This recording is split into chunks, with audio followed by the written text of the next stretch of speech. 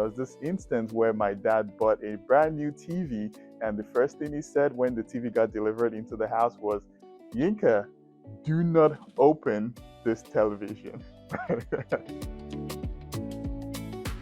I'm Yinka.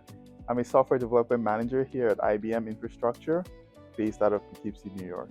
I work with IBM Z, and Z is the platform that runs over 95% of the world's credit card transactions and also over 87% of the ATM transactions.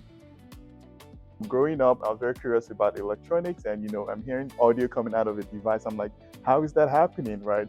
And so I'll always open up, electronic gadgets around the house. Based out of my curiosity, I always walk around the aisles, right? And then I look into the bin where we, recycle old computers or old electronics. And over time, I find amazing technology in those bins to get recycled. So I go around, I see cool stuff here and there. I take it back to my office, put some parts to make it, functional, and then I donate it to different causes, like people that want to functionally use it or people that want to keep it for historical reasons.